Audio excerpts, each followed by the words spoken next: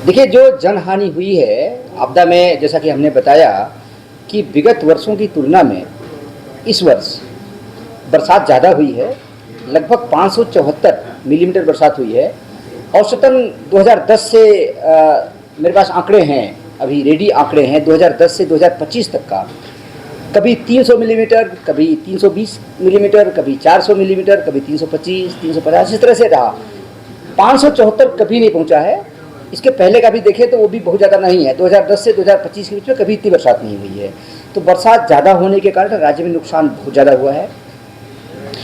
इस वर्ष प्राकृतिक आपदा से लगभग 79 कुल मृत्यु हुई है अब तक। करीब 115 लोग घायल हुए हैं। कुछ लोग मिसिंग चल रहे हैं, जिनकी संख्या लगभग 90 है। हालांकि इसमें से जैसे कुछ आंकड़े थे मिसिंग के, कुछ लोग हम दिखा रहे थे कि वो पौड़ी में भी मिसिंग दिखाए जा रहे थे और उत्तरकाशी में मिसिंग दिखाए जा रहे थे। बाद में जब दोनों को हमने मिलाया तो देखा कि वो कॉमन थे। तो ये संख्या घटेगी, अभी संख्या इतनी है।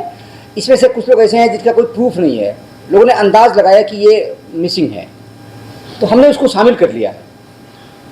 सबको जिसका भी बताया गया, अब इसकी हम जांच करा रहे हैं कि भाई अगर आदमी यहाँ आया था, उत्तराखंड में आया था, तो कब आया, किसने देखा, उसका कोई कॉन्टैक्ट नंबर था, उसके मोबाइल की लोकेशन देखेंगे, फिर वो वेरीफाई करेंगे कि आदमी था भी कि नहीं था।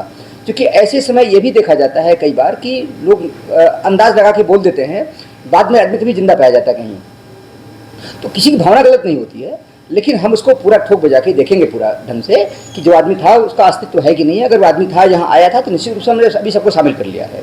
फिर जांच करने के बाद एक्चुअल स्थिति सामने आएगी। इसके अलावा जो हमारे पशुओं की हानि हुई है 3,900 पशु छोटे बड़े हमारे नुकसान हुए हैं।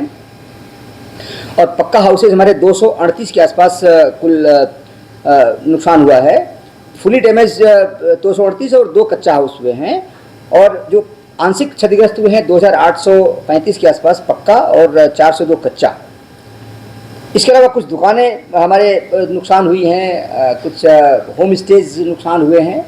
तो इस तरह से नुकसान है, उसका भी आकलन किया है। तो जो टीम आएगी, टीम बाकी चीज़ों के साथ में यह भी देखेगी कि एक तो नुकसान डायरेक्ट हो गया, एक कुछ इनडायरेक्ट नुकसान होता है। जैसे यात्रा हमारी बंद है। अब यात्रा बंद होने के कारण हमारे दसियों हज़ार से ज़्यादा स्थानीय लोग, दुकानदार, ढाबा चलाने वाले, शॉपकीपर,